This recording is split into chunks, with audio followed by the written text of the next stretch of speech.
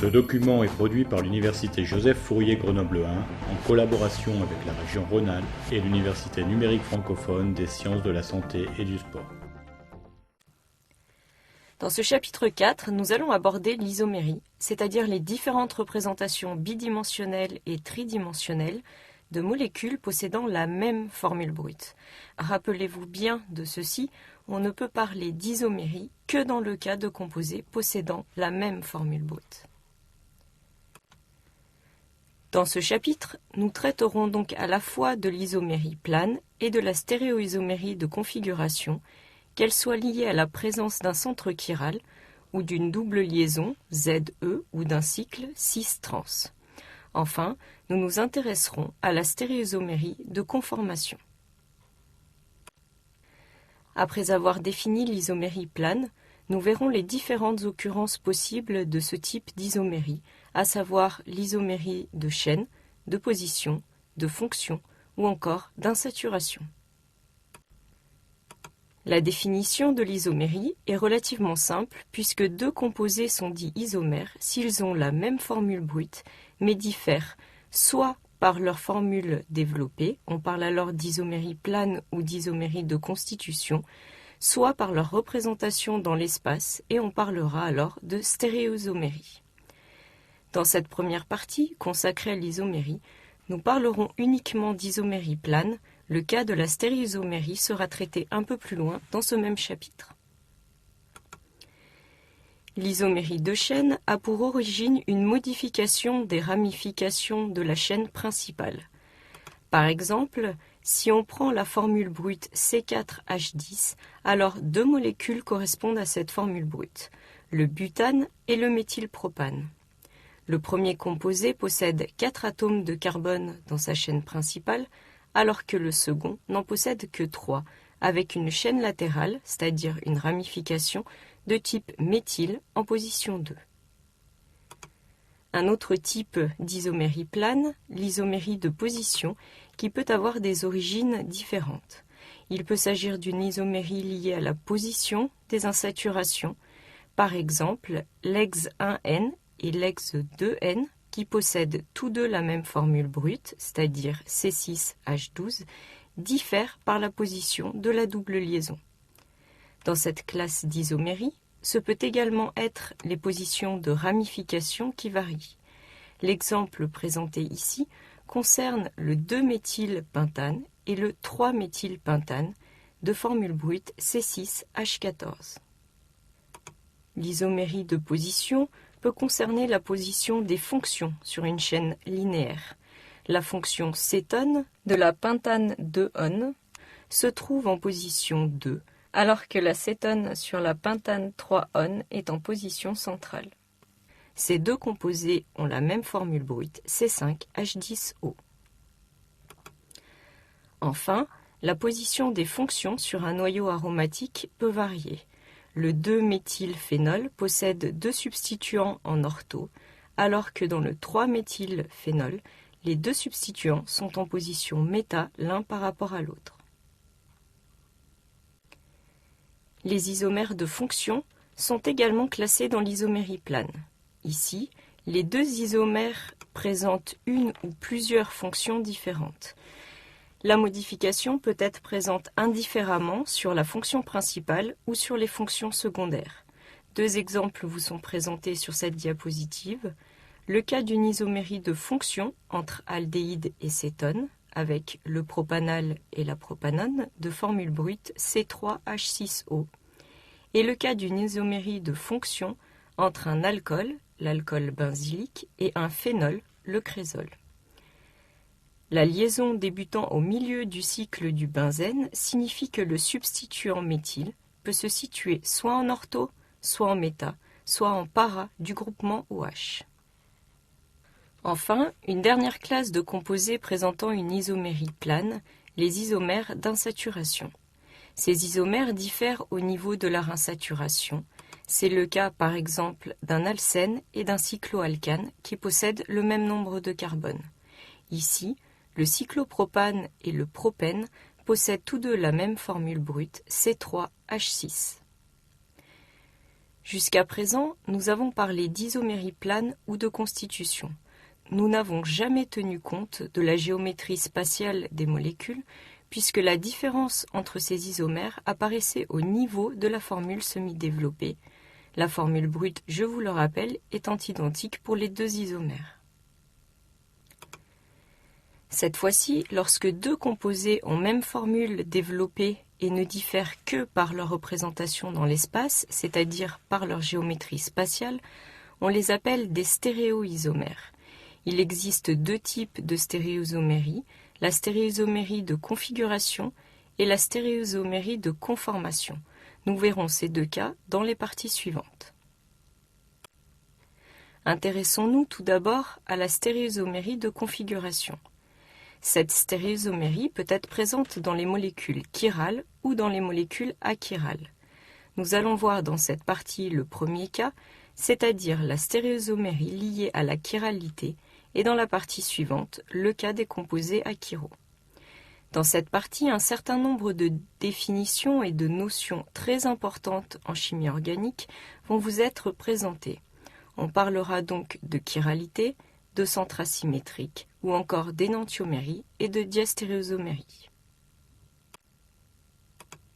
Dans la première partie, nous nous sommes intéressés à la différence de structure au niveau de la représentation bidimensionnelle des molécules. Ici, nous traitons des composés ayant la même structure bidimensionnelle, mais des structures tridimensionnelles différentes. En effet, deux stéréoisomères qui, je vous le rappelle, ont même formule semi-développée, mais des structures spatiales différentes, sont dits stéréoisomères de configuration, s'il est nécessaire de rompre des liaisons pour passer de l'un à l'autre. Si on considère ces deux composés représentés schématiquement, ils ont bien la même formule semi-développée, mais des structures spatiales différentes. En effet, dans la première molécule, la sphère orange est à l'arrière du plan de la diapositive et la sphère verte à l'avant, alors que dans le deuxième composé, ces deux substituants sont inversés. Pour passer d'un composé à l'autre, il est donc nécessaire de casser une ou plusieurs liaisons. Ces deux composés sont donc bien des stéréoisomères de configuration. Si on considère maintenant ces deux composés présentant une double liaison, ils ont bien une même formule semi-développée, mais des structures spatiales différentes. Ce sont donc bien à nouveau des stéréoisomères. De plus, pour passer d'une molécule à l'autre, il faut rompre une ou plusieurs liaisons, puisqu'il n'y a pas de rotation possible autour d'une double liaison. Il s'agit bien ici de stéréoisomères de configuration. Nous allons nous intéresser dans un premier temps au premier cas rencontré ici, c'est-à-dire au cas où la stéréoisomérie est liée à la présence d'un centre chiral. Une molécule est dite chirale si et seulement si elle n'est pas superposable à son image dans un miroir. En fait, cette définition ne s'applique pas uniquement aux molécules, mais le terme chiral peut être utilisé pour qualifier n'importe quel objet. Ainsi, une chaise et son image dans un miroir plan sont superposables. La chaise n'est pas chirale, c'est un objet achiral. Par contre, une main est chirale, elle n'est pas superposable à son image dans un miroir plan. On reprend de nouveau notre exemple de molécule avec un carbone relié à 4 sphères de couleurs différentes. L'image de la molécule de gauche dans un miroir plan, représentée schématiquement par les pointillés, est la molécule de droite. Ces deux molécules ne sont pas superposables, elles sont donc chirales. Pour vous en convaincre, si vous ne voyez pas directement que ces molécules ne sont pas superposables, nous allons faire tourner la molécule de façon à ce que la position des substituants entre la molécule de gauche et celle de droite soit directement comparable. Pour cela, il faut effectuer une rotation selon l'axe carbone-sphère rouge d'un angle de 180 degrés. Ainsi, comme vous pouvez le voir sur le schéma, la sphère bleue passe dans le plan à droite, la sphère orange à l'arrière du plan de la diapositive passe à l'avant du plan et la sphère verte à l'avant passe à l'arrière. Les deux molécules à droite du miroir sont identiques. Nous n'avons effectué qu'une simple rotation pour passer de l'une à l'autre. Par contre, il est plus évident maintenant que la molécule de droite n'est pas superposable à celle située à gauche du miroir. Ces molécules sont chirales et la chiralité est due à la présence d'un carbone asymétrique, généralement noté C étoile. Un carbone asymétrique est un carbone qui porte 4 substituants différents, représentés ici par 4 sphères de couleurs différentes. Un deuxième exemple de molécule, un carbone central est lié par double liaison à 2 autres carbones. Si on considère la partie de gauche de la molécule, elle est plane et le plan de cette partie de la molécule appartient au plan de la diapositive. La partie de droite de la molécule est également plane, mais cette fois-ci, le plan est orthogonal à celui de la diapositive. L'image de ce composé, par un miroir plan, n'est pas superposable à la molécule d'origine. En effet, si vous retournez la molécule de droite pour faire correspondre les sphères rouge et bleues avec celle de la molécule de gauche, alors la sphère verte sera vers l'avant du plan de la diapositive et la sphère orange vers l'arrière, ce qui ne correspond pas à la molécule de gauche.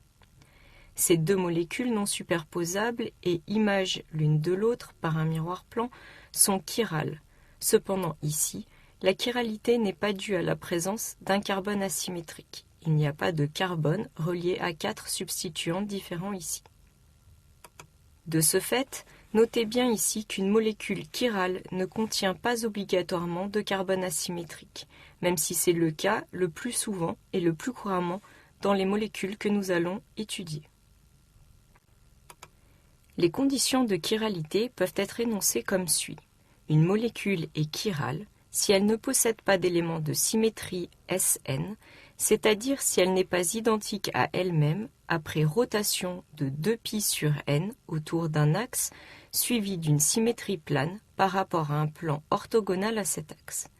Cette condition est la condition nécessaire et suffisante pour dire qu'une molécule est chirale.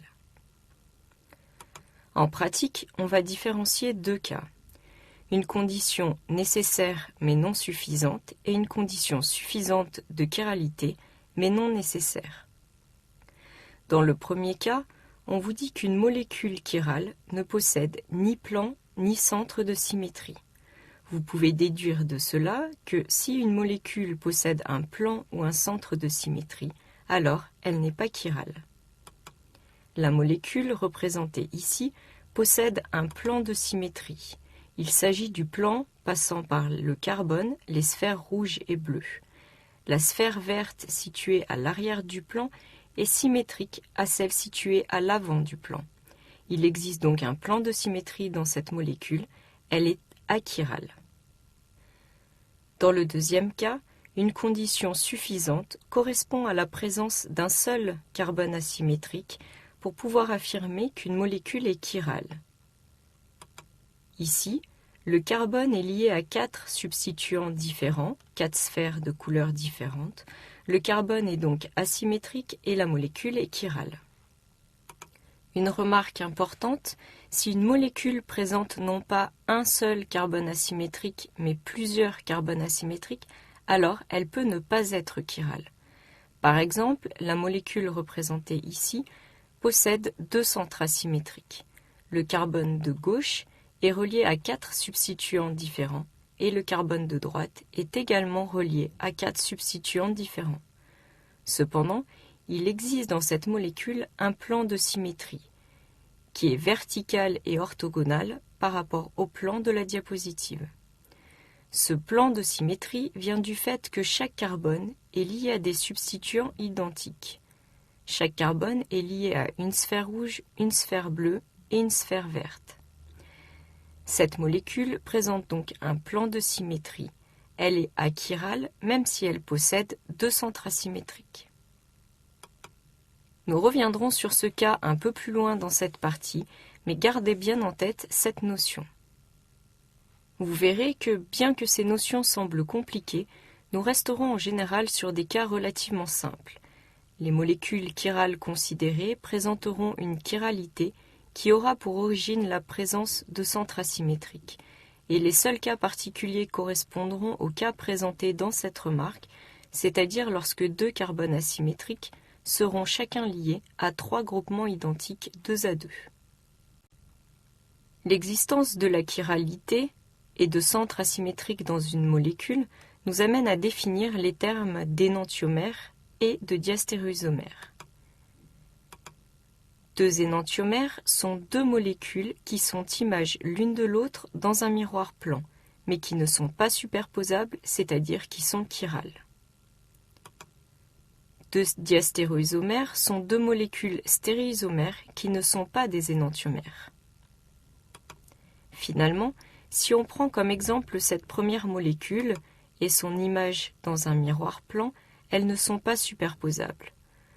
De nouveau, pour vous en convaincre, je retourne la molécule pour faire coïncider les sphères rouges et marron par une rotation de 180 degrés selon l'axe vertical, passant par le milieu de la liaison carbone-carbone. Les substituants bleus et verts d'une part et rose et orange d'autre part sont inversés dans les molécules à gauche et à droite du miroir. Ces deux composés ne sont donc pas superposables. Elles sont donc bien chirales, et puisqu'elles sont images l'une de l'autre dans un miroir plan, il s'agit de deux énantiomères. On considère maintenant cette autre molécule. Par rapport à la molécule du dessus, la partie de droite de la molécule est inchangée.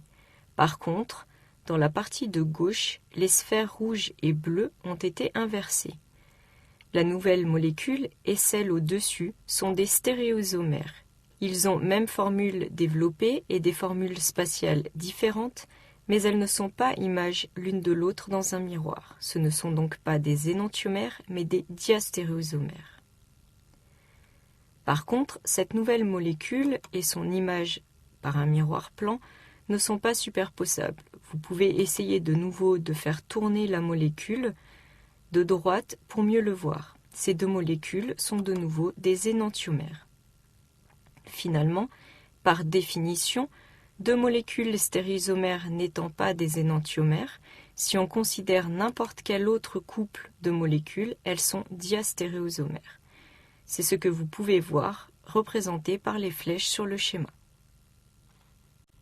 Avant de poursuivre sur ces notions d'énantiomérie et de diastéréoisomérie, on peut se demander pourquoi cette géométrie dans l'espace est si importante. Tout simplement, si on considère deux énantiomères, puisque le positionnement des substituants du carbone sont différents, l'interaction avec un site actif pourront être plus ou moins efficaces. Dans le premier cas représenté ici, la forme des substituants et leur positionnement correspond tout à fait à des interactions favorables avec la cible. Par contre, dans le deuxième cas, les substituants correspondent toujours, mais pas leur positionnement.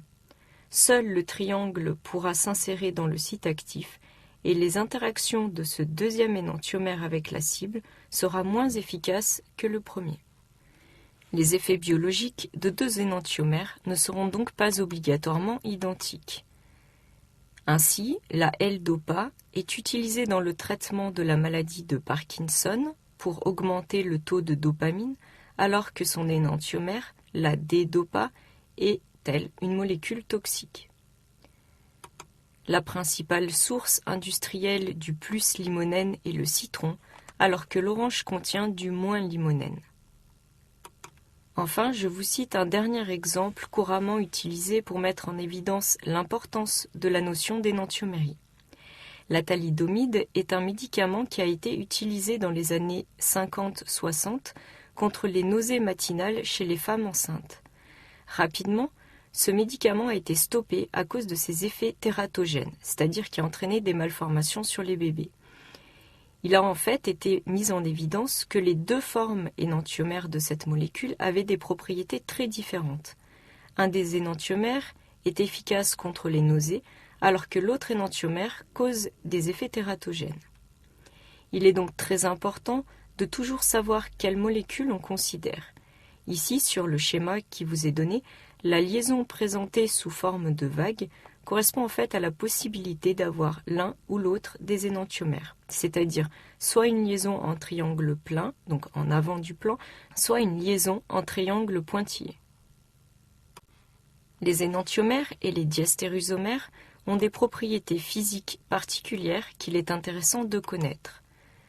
Deux diastérusomères ont des propriétés physiques différentes, que ce soit au niveau des températures de changement d'état, de densité, tout autre paramètre physique, et sont donc facilement séparables. En effet, on peut par exemple séparer deux diastérusomères par distillation si les points d'ébullition sont suffisamment différents, ou encore par décantation si les densités sont suffisamment différentes. Deux énantiomères, quant à eux, ont toutes les propriétés physiques identiques, toutes sauf une. Ils ont un pouvoir rotatoire différent. Les énantiomères n'interagissent donc pas de la même façon sur une onde plane polarisée rectilignement. Le pouvoir rotatoire d'un composé est mesuré selon le schéma donné ci-dessous. À partir d'une source lumineuse de type lampe à vapeur de sodium, on place différents filtres pour aboutir à une onde plane polarisée rectilignement.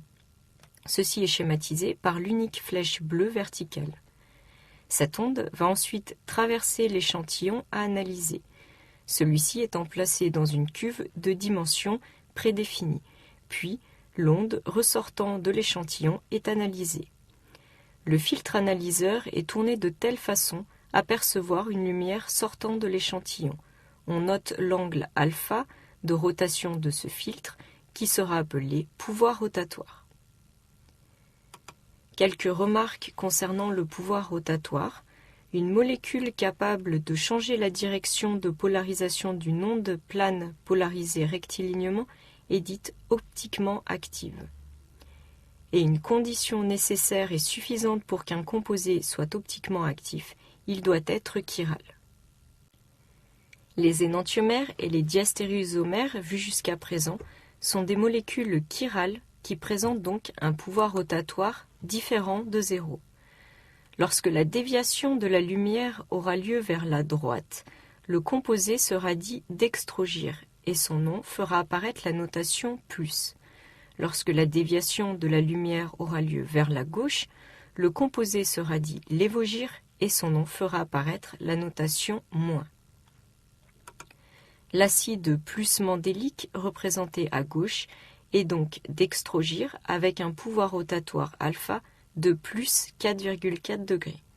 Son énantiomère, l'acide moins mandélique, est lévogir avec un pouvoir rotatoire alpha de moins 4,4 degrés. Vous remarquez ici que ces deux énantiomères présentent la même valeur de pouvoir rotatoire au signe près. En fait, ce résultat est généralisable. Deux énantiomères sont optiquement actifs puisqu'ils sont chiraux, et si le pouvoir rotatoire de l'un vaut alpha, alors celui de l'autre énantiomère vaudra moins alpha. Deux diastérusomères chiraux sont eux aussi optiquement actifs. Par contre, cette fois-ci, il n'existe aucune relation entre leur pouvoir rotatoire. Enfin, dans le cas où le pouvoir rotatoire serait nul, deux possibilités existent. Soit la molécule est achirale, soit il s'agit d'un mélange racémique, c'est-à-dire d'un mélange dans des proportions équivalentes de deux énantiomères. Notez bien ici qu'il n'existe aucune relation directe entre le caractère lévogir ou dextrogir d'un composé chiral et sa structure spatiale. Afin d'identifier de manière non ambiguë un centre chiral, une notation particulière a été mise en place. Un centre chiral sera en fait noté R ou S suivant sa configuration. Pour aboutir à cette notation, il faut suivre un certain nombre de règles, les règles de Kahn, Ingold et Prelog, abrégées règles CIP. Dans un premier temps, on doit classer les 4 substituants du carbone asymétrique considérés par ordre de priorité décroissante. Pour cela, on applique les règles suivantes dans l'ordre jusqu'à ce qu'il n'y ait plus d'indétermination, c'est-à-dire d'hésitation possible au niveau du classement de deux substituants. La première règle précise que les atomes directement reliés au carbone asymétrique doivent être classés par numéro atomique Z décroissant. Si on prend comme exemple ce composé, le carbone noté avec une étoile rouge est bien asymétrique puisqu'il est relié à 4 substituants différents. Ce n'est pas le cas du deuxième carbone de cette molécule qui lui porte 3 hydrogènes et donc n'est pas asymétrique. Revenant au carbone asymétrique, il est relié à un atome de brome, un hydrogène, un oxygène et à un autre carbone. Les numéros atomiques de ces 4 éléments sont classés ici. Le brome possède le numéro atomique le plus élevé, 35, et l'hydrogène le plus petit, 1. Finalement, par ordre de priorité décroissante, le brome portera le numéro 1, l'oxygène le numéro 2, le carbone le numéro 3, et enfin l'hydrogène sera le groupement le moins prioritaire avec le numéro 4. Sur ce composé, il n'y a aucune indétermination. On pourra ensuite passer à la deuxième étape. Si jamais le carbone asymétrique avait été lié à 2 atomes identiques, cette règle numéro 1 n'aurait pas été suffisante pour permettre le classement de tous les substituants, en quel cas on aurait utilisé la deuxième règle. Quand 2 substituants sont liés au carbone asymétrique par des atomes identiques, on considère les atomes du second ordre, c'est-à-dire les atomes qui sont directement reliés aux atomes sur lesquels porte l'indétermination. Le groupe prioritaire est alors celui qui possède l'atome de plus grand numéro atomique ou qui en possède le plus grand nombre. Sur ce premier exemple, le seul carbone asymétrique de la molécule, noté avec l'étoile rouge, est lié à un hydrogène, un oxygène et 2 carbones. Parmi ces éléments, celui qui possède le numéro atomique le plus élevé est l'oxygène. Il sera noté 1. L'hydrogène est l'atome de numéro atomique le plus petit. Il est forcément numéroté 4. Par contre, il est impossible à ce stade d'attribuer à chaque carbone un classement particulier. On va donc noter ces carbones A et B pour passer au second ordre. Le carbone noté A est relié à 3 hydrogènes. Le carbone B est lui lié à un oxygène et 2 hydrogènes. Le carbone B porte donc l'atome de plus grand numéro atomique. Ce groupement est prioritaire. Le groupement CH2OH sera donc noté 2 et le groupement CH3 est noté 3. Un deuxième exemple sur lequel de nouveau le seul carbone asymétrique de la molécule est noté avec une étoile rouge. Comme dans l'exemple précédent, on peut directement classer les atomes d'oxygène et d'hydrogène qui porteront respectivement les numéros 1 et 4. Pour classer les 2 autres groupements, on va les noter A et B pour passer aux atomes du second ordre. Le carbone noté A est lié à 2 hydrogènes et un carbone, alors que le carbone B est lié à un hydrogène et 2 carbones. Ce deuxième carbone porte donc le plus grand nombre d'atomes prioritaires. Finalement, il sera classé en 2 et le groupement éthyle en 3. Enfin, un dernier exemple pour illustrer cette deuxième règle. Cette fois encore, il est facile de classer sur cette molécule les groupements brome et hydrogène. En effet, le brome est l'élément qui porte le plus grand numéro atomique parmi les 4 éléments liés au carbone asymétrique. Il sera donc classé en première position et l'hydrogène a le plus petit numéro atomique, il sera noté 4. Les 2 carbones sur lesquels porte l'indétermination sont de nouveau notés A et B. Ces 2 carbones sont liés chacun à 2 carbones et 1 hydrogène. À ce niveau, l'indétermination ne peut être levée, il est toujours impossible de classer ces 2 groupements. On va donc regarder les atomes du 3e ordre, c'est-à-dire ceux liés aux atomes du second ordre. Les carbones du second ordre sont notés C, D, E et F. Le carbone C est lié à un carbone et 2 hydrogènes. Le carbone D est lié à 2 carbones et 1 hydrogène. Le carbone E a 1 carbone et 2 hydrogènes. Et enfin le carbone F a 2 carbones et 1 hydrogène. Il est à ce stade toujours impossible de différencier ces deux groupements. Pour passer à l'ordre suivant, nous n'allons plus que considérer la chaîne prioritaire de chaque groupe, c'est-à-dire pour le groupe de gauche la chaîne issue du carbone D et pour le groupe de droite la chaîne liée au carbone F. Ces nouveaux atomes de carbone sont notés G, H, I et J. Cette fois-ci, le carbone G et le carbone H sont liés à 3 hydrogènes. Le carbone I est également lié à 3 hydrogènes, alors que le carbone J est lié à 1 oxygène et 2 hydrogènes. C'est donc le groupement issu du carbone B qui sera classé en 2e position et l'autre groupement en 3e position. Cet exemple, un peu plus complexe, me permet d'insister sur le fait qu'il faut absolument suivre les règles édictées par Kahn, Ingold et Prelog rigoureusement et dans l'ordre précisé.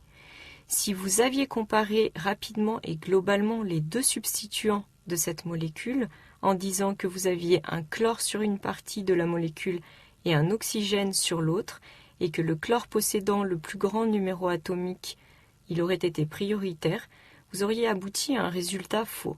Respectez donc bien toujours les règles énoncées dans cette partie.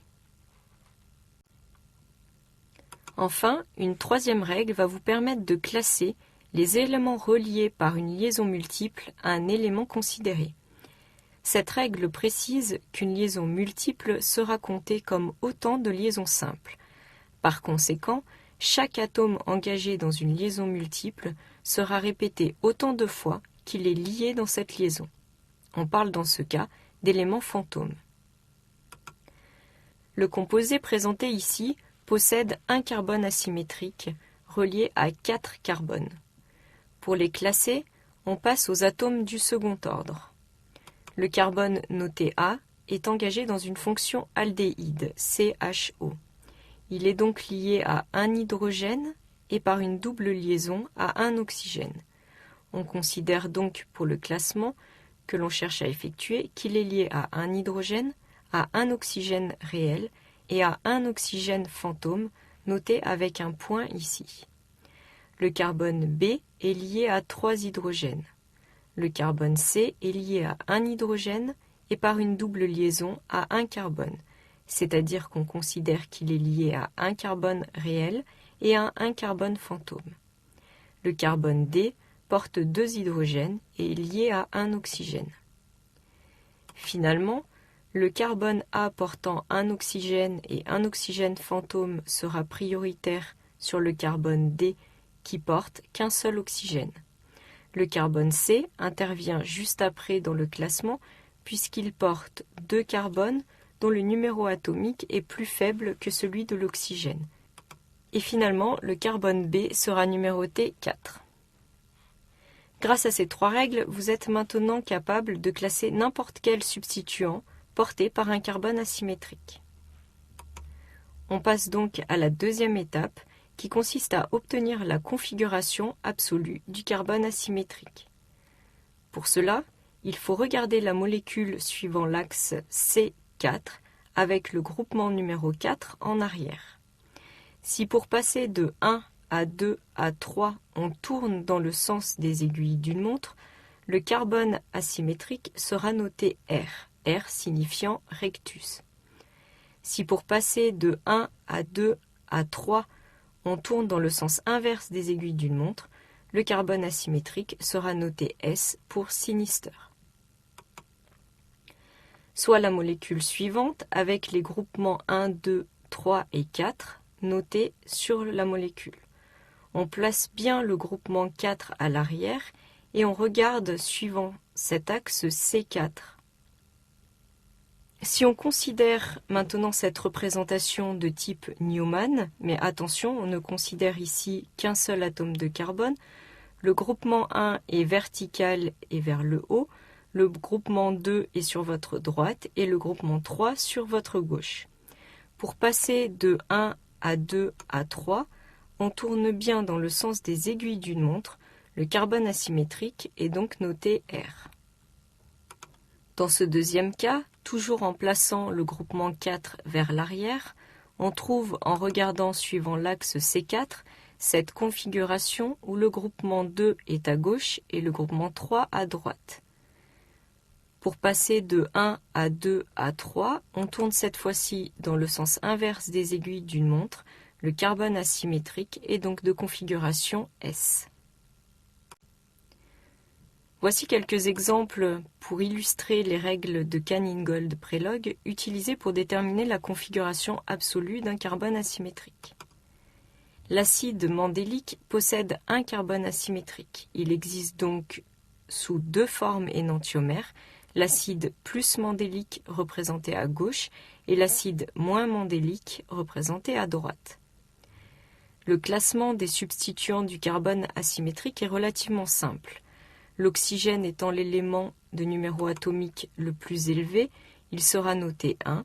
L'hydrogène est l'élément le moins prioritaire, il sera noté 4. Il reste deux carbones à classer. L'un est lié à deux oxygènes et un oxygène fantôme, puisqu'il s'agit d'une fonction acide carboxylique. L'autre carbone appartient au cycle aromatique. Il est lié à un carbone par une liaison simple et à un carbone par une liaison double, c'est-à-dire au final à deux carbones réels et à un carbone fantôme. Le carbone qui porte les oxygènes est de toute façon prioritaire sur le carbone appartenant au cycle aromatique qui sera classé en troisième position. Le groupement 4 est positionné à l'arrière du plan de la diapositive. On regarde donc directement ici dans quel sens on tourne pour aller de 1 à 2 à 3. Puisqu'on tourne dans le sens opposé des aiguilles d'une montre, le carbone asymétrique est de configuration absolue S. On parle donc d'acide S mandélique. Le classement est identique pour l'autre énantiomère. Le groupement 4 est toujours à l'arrière. Et cette fois-ci, on tourne dans le sens des aiguilles d'une montre pour passer de 1 à 2 à 3. Le carbone asymétrique est donc de configuration absolue R.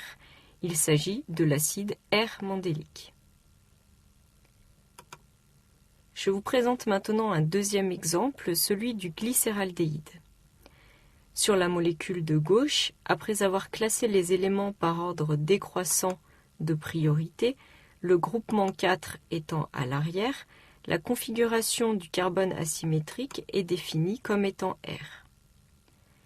Sur l'énantiomère de droite, le même classement est retrouvé. Faites bien attention, cette fois-ci le groupement 4 est à l'avant. On ne peut pas regarder directement dans quel sens on tourne pour passer de 1 à 2 à 3. Il faut absolument que ce groupement 4 soit à l'arrière. On effectue donc une rotation de la molécule suivant l'axe pointillé orange, de telle façon à ce que le groupement 4, l'hydrogène, se retrouve derrière. Si l'hydrogène passe derrière, alors le groupement CH2OH se retrouve devant et le groupement OH finit dans le plan.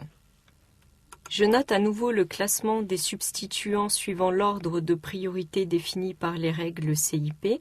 Et cette fois-ci, le groupement 4 étant derrière, on trouve que la configuration absolue du carbone asymétrique est S. Remarquez ici que dans le cas particulier où le groupement 4 est en avant du plan, vous pouvez éviter la rotation de la molécule en regardant dans quel sens vous tournez pour passer de 1 à 2 à 3 sur cet exemple avec 4 devant.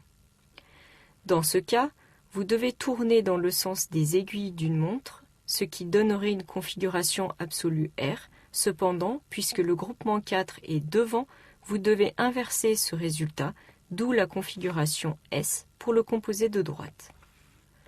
Finalement, ces exemples nous permettent de mettre en évidence un résultat général, à savoir que l'image dans un miroir plan d'un carbone asymétrique de configuration R est un carbone asymétrique de configuration S. Autrement dit, Si vous savez qu'un énantiomère est S, alors l'autre énantiomère de la molécule sera forcément R.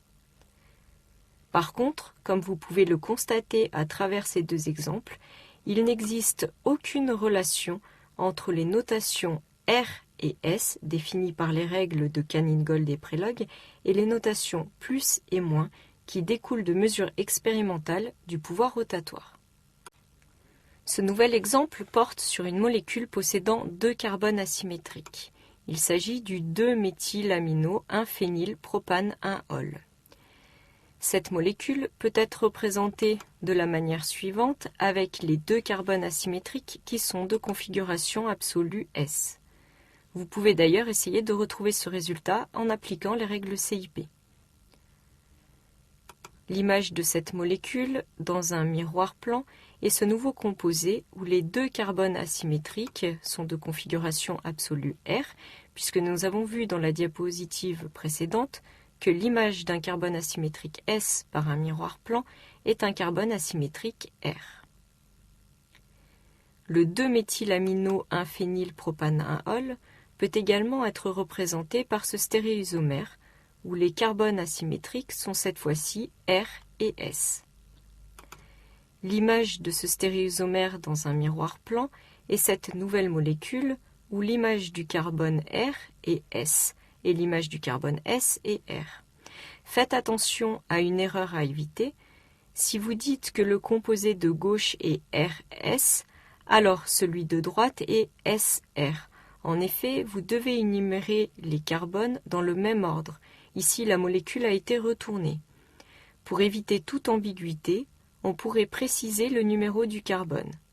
Si vous regardez le nom de cette molécule, le carbone de la chaîne principale a 3 carbones notés 1 est celui portant le groupement OH.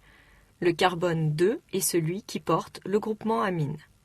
La molécule en bas à gauche est donc 1R 2S et celle de droite est 1S 2R. Revenons à nos 4 stéréoisomères. Ceux qui sont images l'un de l'autre par un miroir plan sont des énantiomères. Et tous les composés qui ne sont pas énantiomères 2 à 2 sont diastéréoisomères. Ces couples de diastéréoisomères sont donc représentés par les doubles flèches vertes. Les deux molécules du haut sont énantiomères. Toutes leurs propriétés physiques sont identiques et en particulier, leur température de fusion notée ici vaut 117 degrés. Toutes leurs propriétés physiques sauf leur pouvoir rotatoire, qui ont la même valeur absolue, à savoir 52 degrés ici, mais qui sont de signes opposés. Les deux molécules du bas sont également des énantiomères. Leurs points de fusion sont identiques et leurs pouvoirs rotatoires de 6,3 degrés sont de signes opposés.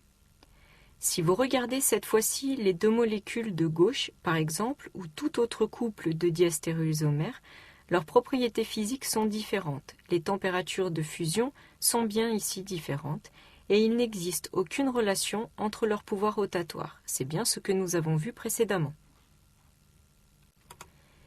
Finalement, nous pouvons généraliser certains résultats de la diapositive précédente. Lorsqu'une molécule possède 2 carbones asymétriques, il existera 4 stéréoisomères. Les composés de configuration RR, SS, RS et SR. Parmi ceux-ci, nous trouvons 2 couples d'énantiomères, facilement reconnaissables à l'inversion complète des configurations absolues des deux centres. Les composés RR et SS sont énantiomères, tout comme les composés RS et SR. Lorsqu'une seule configuration des deux centres asymétriques est inversée, les molécules seront des diastéréoisomères. Sans citer tous les couples de diastéréoisomères représentés par les flèches vertes, les composés RR et RS sont diastéréoisomères. Un des centres reste identique alors que la configuration du second est inversée. Nous pouvons aller un peu plus loin dans la généralisation puisque lorsque nous aurons n carbones asymétriques dans une molécule, alors il existera 2 puissance n stéréoisomères. Par exemple, pour 3 carbones asymétriques, nous pouvons écrire l'ensemble des stéréoisomères suivant la configuration absolue des carbones asymétriques. La ligne pointillée représentant toujours le miroir plan, vous avez représenté ici les différents couples d'énantiomères en haut et en bas. Je n'ai pas reprécisé ici les flèches correspondant au couple de diastéréoisomères, sachant que les molécules prises 2 à 2 qui ne sont pas énantiomères sont diastéréoisomères. Vous avez bien ici pour 3 carbones asymétriques 2 puissance 3, soit 8 stéréoisomères. Il existe tout de même un cas particulier que nous avons évoqué au début de ce chapitre et que nous allons détailler maintenant. Le cas où les 2 carbones asymétriques d'une molécule portent chacun des groupements identiques 2 à 2. Si on s'intéresse au carbone asymétrique de droite de l'acide tartrique, il est lié à un groupement OH, un groupement COOH, un groupement CHOH-COOH et un hydrogène. Le carbone asymétrique de gauche est en fait lié au même groupement. Voici le premier stéréoisomère de l'acide tartrique, l'acide moins tartrique, de configuration SS. Il est donc également nommé acide 2S3S dihydroxydioïque. Son énantiomère, l'acide plus tartrique, est de configuration RR. Il s'agit de l'acide 2R3R dihydroxydioïque. On représente maintenant un diastéréoisomère de l'acide moins tartrique, qui est de configuration absolue SR. Son image par un miroir plan est RS, mais la molécule étant symétrique, elle est achirale, puisque ces 2 molécules sont en fait identiques et correspondent à une molécule unique appelée composé méso. Cet acide est donc nommé acide mésotartrique et son pouvoir rotatoire est nul puisqu'il est achiral. Dans ce cas particulier où un des composés possède un plan de symétrie, du fait de l'existence de 2 carbones asymétriques reliés à des substituants identiques 2 à 2, il existe seulement 3 stéréoisomères dont les relations d'énantiomérie et de diastéréoisomérie sont représentées sur le schéma de gauche.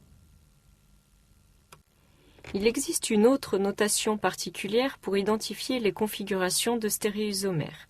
Cette notation, L et D, est bien moins générale, mais elle est couramment utilisée dans le cas des acides aminés et des sucres. C'est pourquoi je vous l'explique ici. La nomenclature D et L est définie par rapport à la position du substituant porté par le carbone asymétrique le plus éloigné de la fonction la plus oxydée lorsque la molécule est représentée en notation de Fischer. Nous avons vu cette notation dans le premier chapitre, et si nous reprenons les exemples vus alors, le plus glycéraldéhyde, il sera représenté avec le groupement le plus oxydé, la fonction aldéhyde, vers le haut, la chaîne principale à la verticale et à l'arrière, les substituants étant orientés vers l'avant de la feuille. La représentation de Fischer obtenue fait apparaître le groupement OH sur la droite. Il s'agit du substituant porté par le carbone asymétrique le plus éloigné de la fonction la plus oxydée. En fait, c'est le seul carbone asymétrique de la molécule. Le groupement OH étant à droite, le plus glycéraldéhyde sera noté D-glycéraldéhyde. Si on s'intéresse à l'énantiomère du D plus glycéraldéhyde, le moins glycéraldéhyde, on obtient cette fois-ci cette représentation de Fischer, où le groupement OH est situé à gauche. On parlera donc du L-glycéraldéhyde. Nous avons également vu dans le premier chapitre la représentation de Fischer du D-ribose. Le substituant porté par le carbone asymétrique le plus éloigné de la fonction la plus oxydée, toujours la fonction aldéhyde ici, est le groupement OH qui est encadré en orange. Il est situé à droite dans la représentation de Fischer, d'où la dénomination D-ribose. L'énantiomère de ce composé est cette molécule où tous les centres asymétriques sont inversés, ce qui correspond dans la représentation de Fischer à inverser tous les groupements de droite et de gauche. Ici, le substituant porté par le carbone asymétrique le plus éloigné de la fonction la plus oxydée est à gauche, il s'agit du L-ribose. Notez bien, excepté pour le glycéraldéhyde, il n'existe aucune relation entre les notations L et D et le signe du pouvoir rotatoire alpha. Une autre remarque, si on inverse un seul centre asymétrique dans la représentation de Fischer du D-ribose, celui encadré en orange, on passe du D-ribose au L-lixose. Attention, il ne s'agit pas d'un énantiomère, mais bien d'un diastéréoisomère, puisque parmi les 3 carbones asymétriques, la configuration d'un seul carbone asymétrique est inversée. Dans ce cas particulier où un seul carbone asymétrique est inversé, on peut parler d'épimères. 2 diastéréoisomères qui ne diffèrent que par la configuration d'un seul carbone asymétrique sont appelés des épimères. Dans la partie précédente, nous nous sommes focalisés sur la stéréoisomérie de configuration d'origine chirale. Dans cette partie, nous allons nous intéresser à la stéréoisomérie de configuration n'ayant pas pour origine l'existence d'un centre de chiralité sur une molécule. C'est le cas par exemple des diastéréoisoméries de type ZE ou cis-trans. Juste pour vous remémorer l'introduction vue dans la partie précédente, où nous nous sommes donc concentrés sur les composés correspondant au premier exemple de la diapositive. Ici, nous allons donc voir le deuxième cas.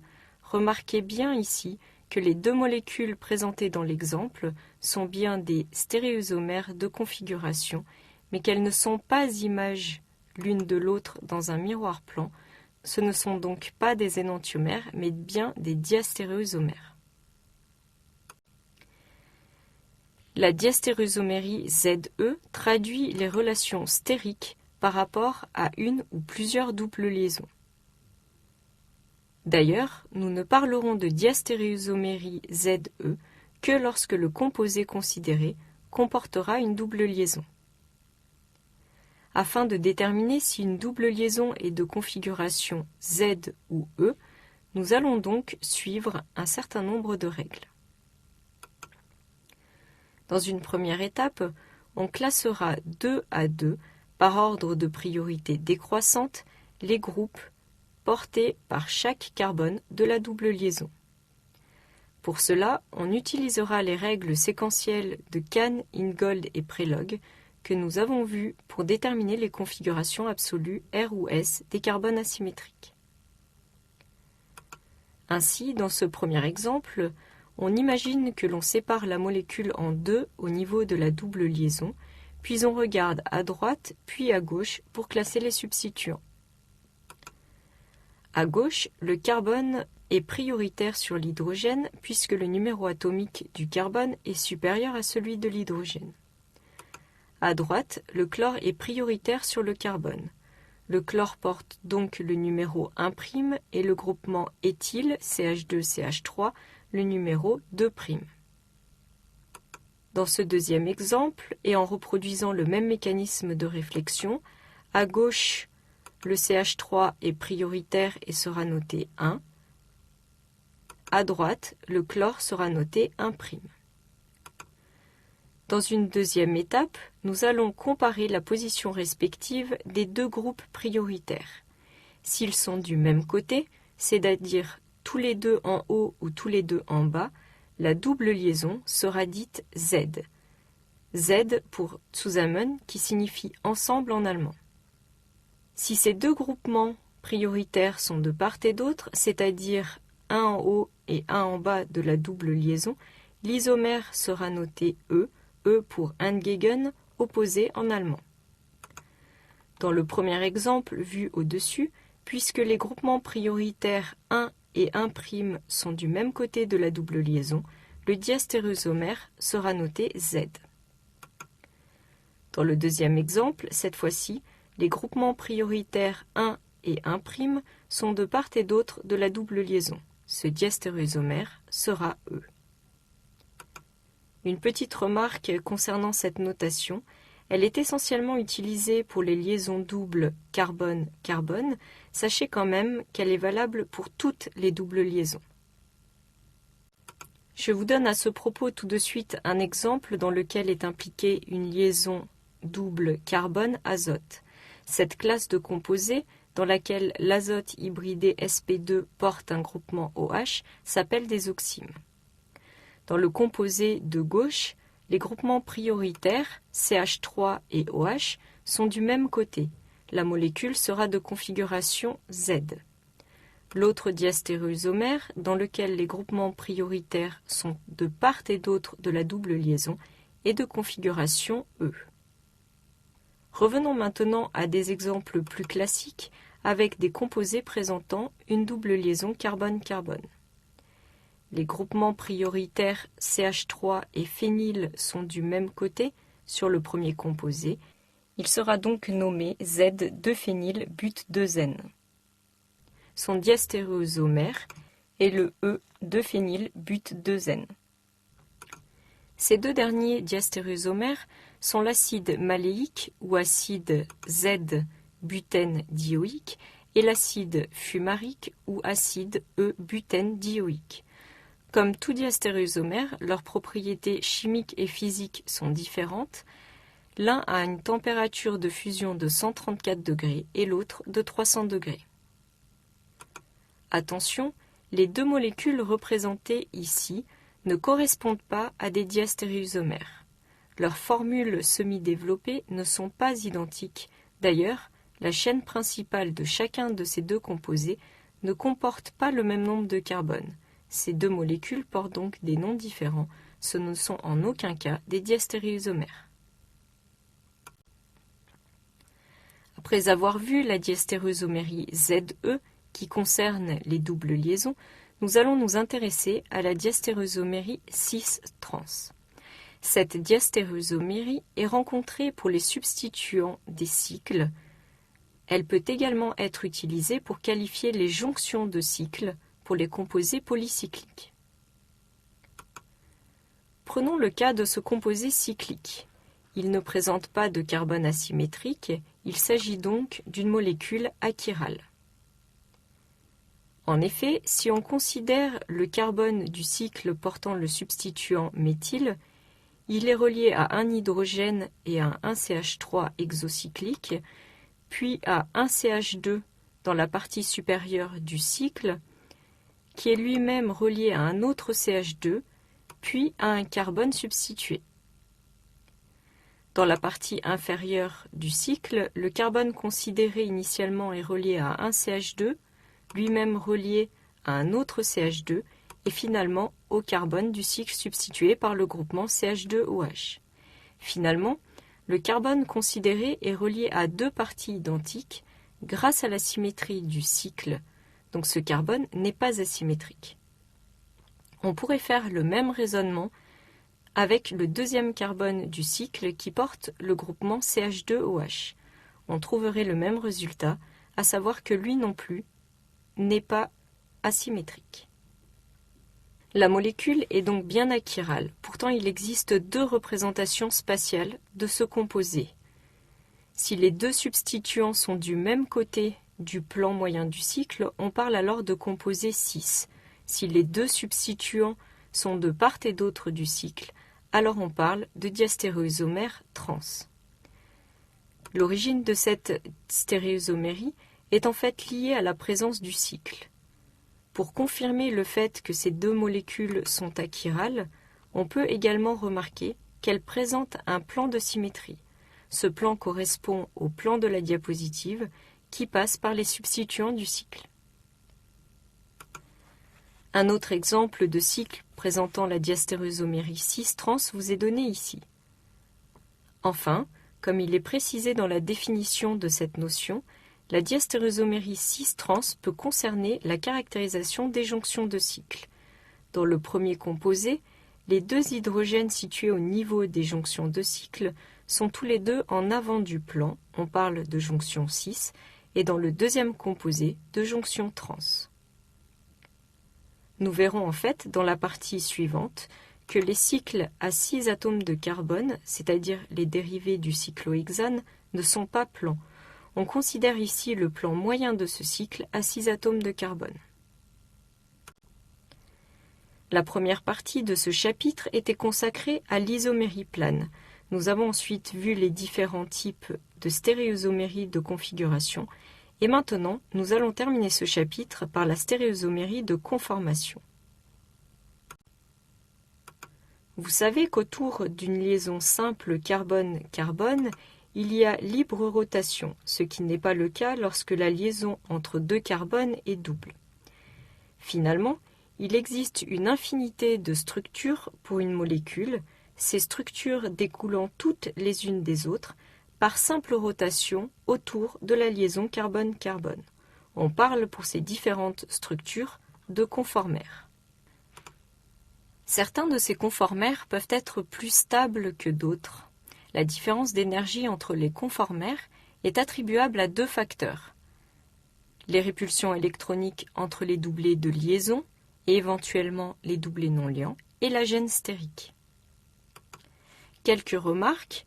Pour passer d'un stéréoisomère de configuration à un autre, il faut casser des liaisons.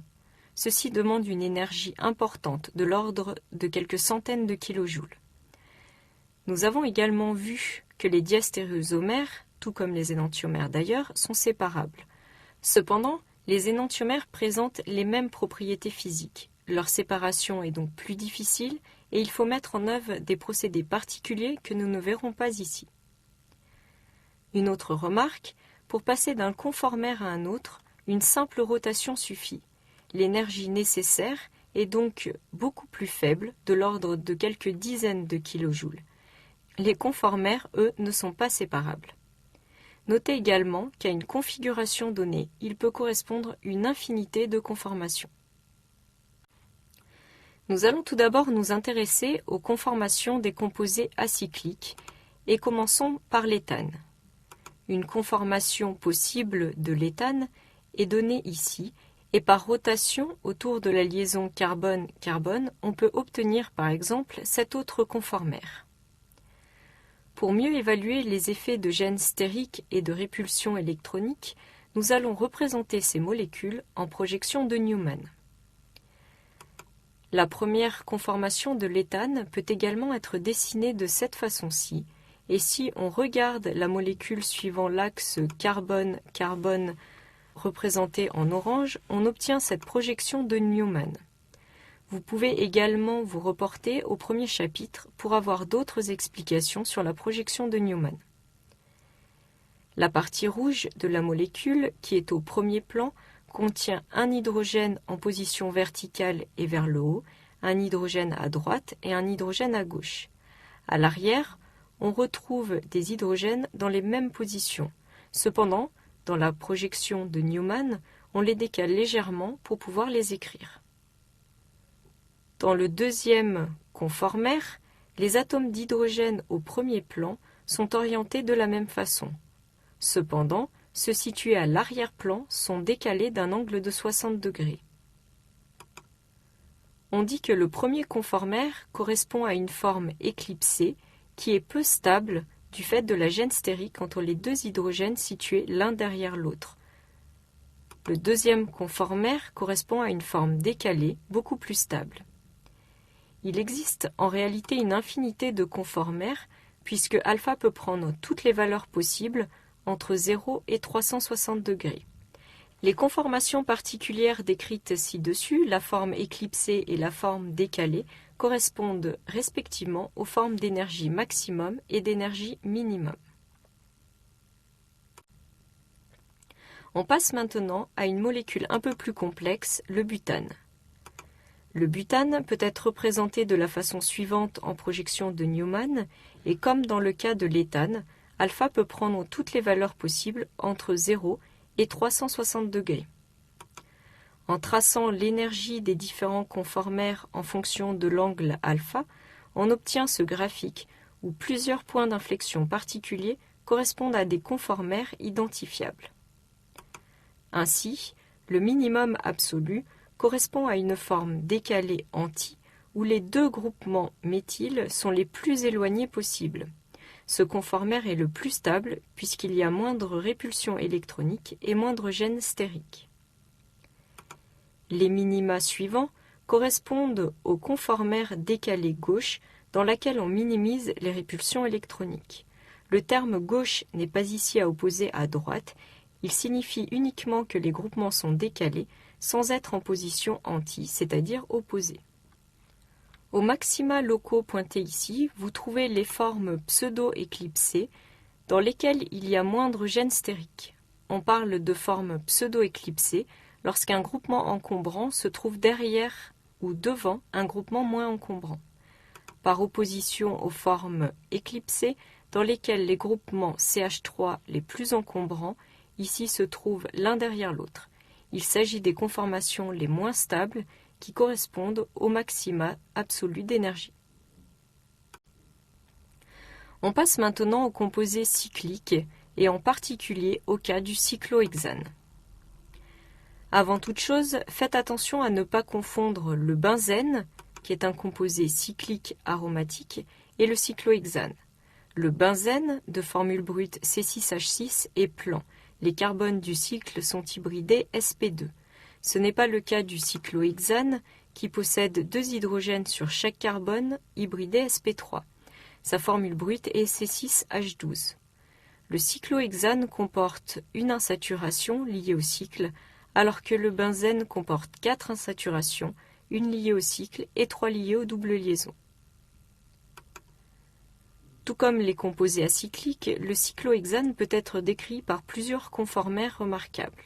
Sur ce schéma, vous retrouvez les différentes conformations possibles du cyclohexane en fonction de l'énergie.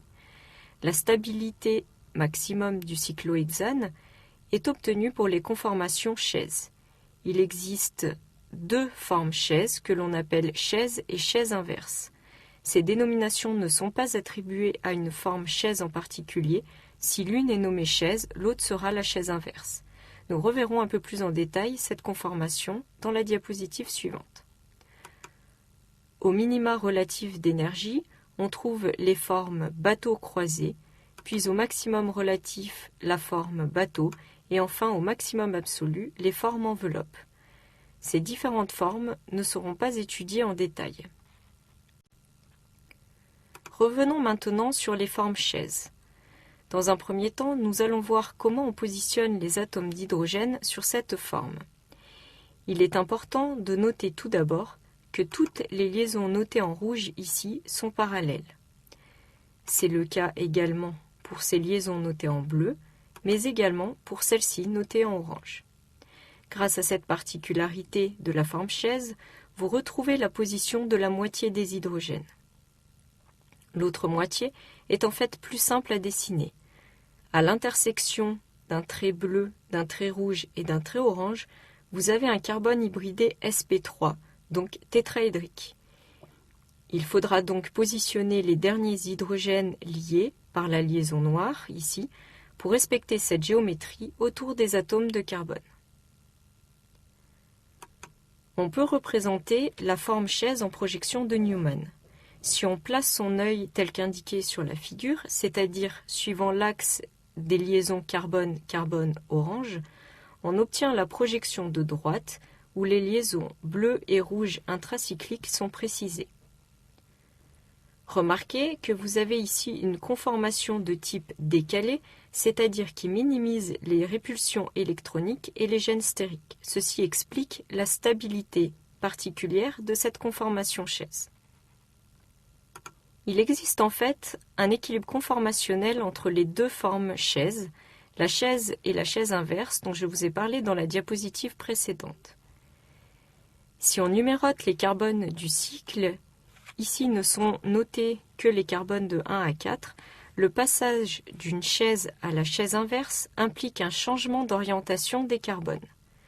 Le carbone 1, orienté vers le haut dans une des formes chaises, est orienté vers le bas dans la seconde forme. On pourrait d'ailleurs faire cette remarque pour chaque carbone du cycle. Pour différencier ces chaises, on parle parfois de forme 1C4, avec 1 en exposant pour dire que le carbone numéroté 1 se trouve vers le haut, et le 4 en indice pour dire que le carbone 4 se trouve vers le bas. La deuxième forme est alors notée 4C1, avec cette fois-ci le carbone 4 vers le haut et le carbone 1 vers le bas. Ici, le cycle étant complètement symétrique, j'ai choisi une notation arbitraire. Dans les cas classiques où le cycle est substitué, et donc généralement non symétrique, on prendra en compte la numérotation issue de la nomenclature officielle. On regarde maintenant l'orientation des hydrogènes lorsqu'on passe d'une forme chaise à l'autre forme chaise. Sur une forme chaise donnée, on différencie deux populations de positions, les positions équatoriales notées en bleu et les positions axiales notées en rouge. Lorsqu'on réalise l'interconversion d'une chaise en sa chaise inverse, les substituants en position axiale passent en position équatoriale et inversement, les positions équatoriales passent en position axiale. Dans le cas du cyclohexane, puisqu'il n'y a que des hydrogènes sur le cycle, cette caractéristique n'est pas visible. Pourtant, dès qu'on parlera de cyclohexane substitué, ce paramètre devient très important et il sera nécessaire de la garder en tête. Si on s'intéresse au cyclohexane monosubstitué par un groupement A quelconque, l'interconversion des formes chaises fait également passer ce substituant A d'une position axiale à une position équatoriale. Dans le premier cas, le substituant se développe au-dessus du cycle, alors que dans la seconde chaise, celle de droite, le substituant A se trouve éloigné du cycle. Les répulsions électroniques sont ici amoindries, et cette deuxième forme sera plus stable. Finalement, la conformation la plus stable d'un cyclohexane monosubstitué est la conformation chaise pour laquelle le substituant est en position équatoriale. Voici quelques exemples, soit le cyclohexane substitué par un groupement méthyle. Dans le cas où le groupement méthyle se trouve en position axiale, l'encombrement stérique n'est pas négligeable. Finalement, à température ambiante, avec une constante d'équilibre de 19, 95% du méthylcyclohexane se trouve dans la conformation chaise qui porte le substituant méthyle en position équatoriale. Si on augmente l'encombrement stérique du substituant, en utilisant par exemple un groupement tertiobutyle, les proportions de forme chaise avec le substituant en position axiale diminuent encore très fortement. Nous allons maintenant généraliser les résultats précédents présentés pour le cas des cyclohexanes monosubstitués à la famille des cyclohexanes, quel que soit le nombre de substituants sur le cycle. Dans ce cas, la conformation la plus stable d'un cyclohexane est la conformation chaise pour laquelle le maximum de substituants est en position équatoriale. Dans le cas où il reste une indétermination, c'est-à-dire un nombre identique de substituants en position axiale et équatoriale, la conformation la plus stable sera la conformation chaise pour laquelle le ou les substituants les plus volumineux seront en position équatoriale. Ainsi, dans ce premier exemple, un des substituants se trouve en position axiale et l'autre en position équatoriale. Après interconversion, le substituant en position axiale passe en position équatoriale et le substituant en position équatoriale passe en position axiale. On se trouve finalement dans une situation identique à celle du départ. Les deux conformères ont donc une stabilité voisine avec un groupement méthyle en position axiale et un groupement méthyle en position équatoriale dans chaque forme. Dans ce nouvel exemple, la première chaise présente deux groupements méthyle en position axiale qui, après interconversion, se retrouvent en position équatoriale dans la deuxième chaise. Ici, le conformère de droite est plus stable. Enfin, dans ce dernier exemple, chaque conformère présente un substituant en position axiale et un substituant en position équatoriale. Cependant, les deux substituants ne sont pas équivalents et le conformère de droite dans lequel le groupement le plus volumineux est en position équatoriale et le plus stable. Ce chapitre comporte de nombreuses nouvelles notions. Au niveau de l'isomérie plane, vous devez maintenant savoir identifier les différents isomères. Dans un deuxième temps, nous avons vu la stéréoisomérie de configuration, que je vous ai exposée en deux parties. La stéréoisomérie de configuration liée à la chiralité et celle qui est liée à la géométrie de la molécule qui est achirale. Vous devez ici être capable de reconnaître une molécule chirale, d'identifier des énantiomères, des diastéréosomères et prévoir l'existence de composés méso. Dans le cas de centre asymétrique, il faut savoir lui attribuer la configuration absolue R ou S et inversement, connaissant la configuration absolue d'un carbone asymétrique et la formule semi-développée d'un composé, vous devez savoir représenter la molécule avec la stéréochimie correcte. Vous devez également savoir attribuer à une double liaison la configuration Z ou E et à un cycle ou à une jonction de cycle la configuration cis ou trans. Comme précédemment, le travail inverse peut aussi vous être demandé, à savoir à partir du nom de la molécule et de sa stéréochimie, Z ou E par exemple, vous devez pouvoir représenter sans ambiguïté une molécule. Enfin, au niveau de la stéréoisomérie de conformation, vous devez être capable d'évaluer la stabilité relative de conformère pour les composés acycliques ou cycliques. Je vous propose dans les diapositives suivantes quelques exercices d'application simples et directs du cours pour vous permettre de tester votre compréhension de ce chapitre.